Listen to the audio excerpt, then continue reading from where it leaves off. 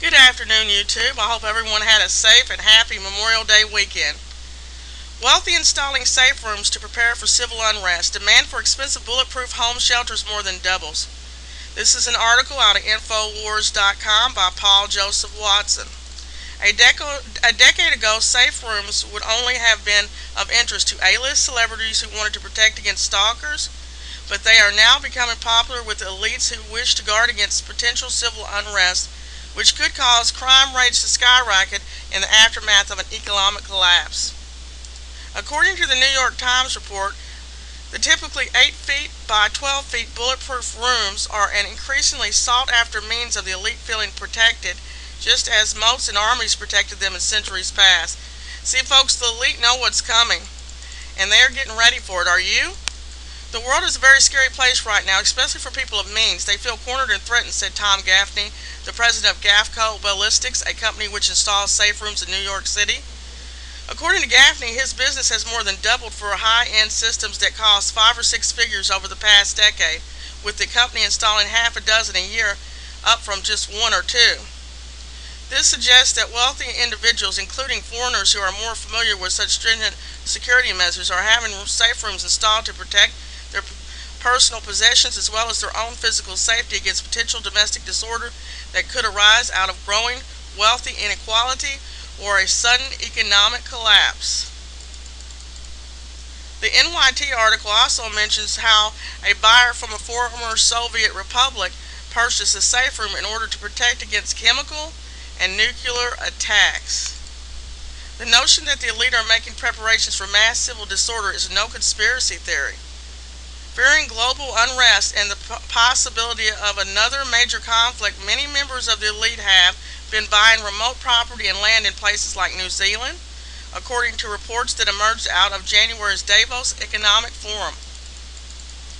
Economist Robert Johnson said the rich were making such purchases because they think they need a getaway from Ferguson-style riots that will erupt as a result of widening wealth inequality, which it at worst in virtually all dependent and developed countries since the 1980s.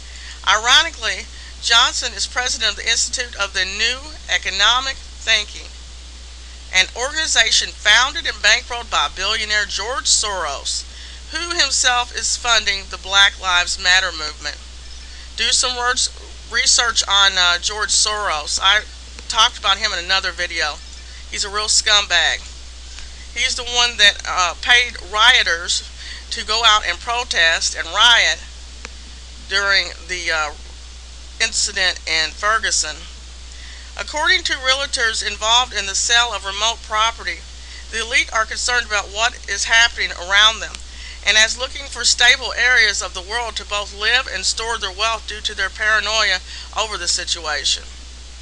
The risk of domestic disorder is also heightened by the fact that distrust in government and leadership in the U.S. and other Western countries continues to remain near historic lows. Corruption, social alienation, and lack of community, all of which were contributing factors to the 2011 London riots, are all creating a powder keg situation that could blow at any moment. The drop in real wages aligned with massive worldwide inflation created by Kenya's central bank money printing will only exacerbate the wealth gap. The U.S. Government's inability to fund social programs could also lead to the seizure of private pension funds. That's something that we knew has been coming for a while.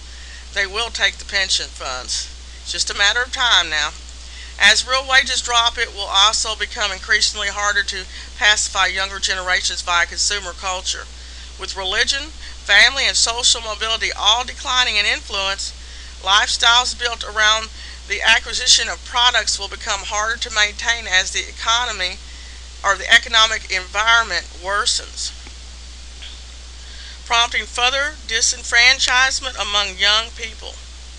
These factors, when combined with further police brutality and a growing sense of injustice, almost guarantee to cause more civil unrest over the next 2 years, fulfilling economist Martin Armstrong's prediction that a serious political uprising will erupt by 2016 in the United States.